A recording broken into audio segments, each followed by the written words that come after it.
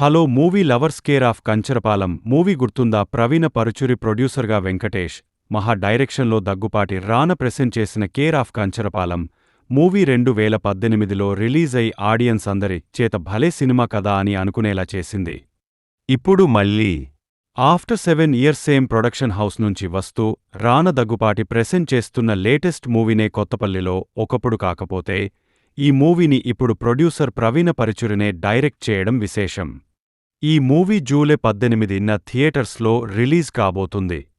Movie కంటెంట్పై ఉన్న కాన్ఫిడెన్స్తో రిలీజ్కి 2 రోజుల ముందే ప్రెస్ కోసం ఈ మూవీ షో వేశాడు దగ్గుపాటి రానా. ఈ మూవీ ఎలా ఉందో ఈ రివ్యూలో చూద్దాం. ఇదొక రస్టిక్ కామెడీ డ్రామాట. అవర్స్ 5 మినిట్స్ డ్యూరేషన్ ఉంది. ఈ మూవీ కొన్ని సీన్స్ తప్ప మిగతా ఫస్ట్ హాఫ్ అంతా కన్ఫ్యూస్డ్గా నడుస్తుంది. ఇంటర్వెల్ బ్లాక్ మాత్రం బాగుంది. సెకండ్ హాఫ్ లాగ్గా ఉండడం వల్ల బోర్ కొట్టించింది. క్లైమాక్స్ని కూడా హడావిడిగా ముగించేశారు ఎందుకో మరి. ఈ మూవీలో ఎలాంటి ఎంటర్టైనింగ్ ఎలిమెంట్స్ కూడా లేకపోవడంతో ఒక సెట్ ఆఫ్ ఆడియన్స్ కి తప్ప ఈ మూవీ అందరికీ నచ్చడం కష్టమే. ఈ మూవీ కథ కొత్తపల్లి అనే విలేజ్లో నడుస్తుంది. ఆ ఊళ్ళలో వాళ్ల అవసరాలకు అప్పించి ఎక్కువ వడ్డీని వసూలు చేసి ఇబ్బంది పెట్టే అప్పన్న ఆ ఊరి పెద్ద జమీందారెడ్డి మనవరాలైన సావిత్రిని ఇష్టపడే రామకృష్ణ. సావిత్రి ప్రేమను పొందడానికి రామకృష్ణ హెల్ప్ అడిగే అమ్మాయిగా అందం. ఈ క్యారెక్టర్స్ చుట్టూనే ఈ మూవీ కథ నడుస్తుంది. రామకృష్ణ అందానికి పెళ్లి చేసేయాలని ఆ ఊరి వాళ్లు ఎందుకు అనుకున్నారు? ఆ పెళ్లికి అందం కూడా సరే అని ఎందుకు చెప్తుంది? కరెక్ట్గా పెళ్లయ్యే టైంకి ఎంట్రీ ఇచ్చిన అప్పన్న ఆ పెళ్లికి అడ్డుపడ్డాడా? చివరికి రామకృష్ణ తను ఇష్టపడే సావిత్రిని పెళ్లి చేసుకున్నాడా? ఈ ప్రశ్నలన్నిటికీ సమాధానమే ఈ మూవీ కథ.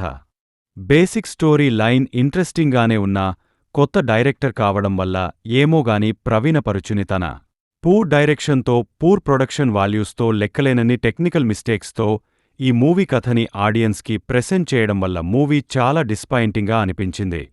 సినిమాటోగ్రఫీ బ్యాక్గ్రౌండ్ మ్యూజిక్ సోగానే ఉన్నాయి. ఎడిటింగ్ కూడా బాలేదు.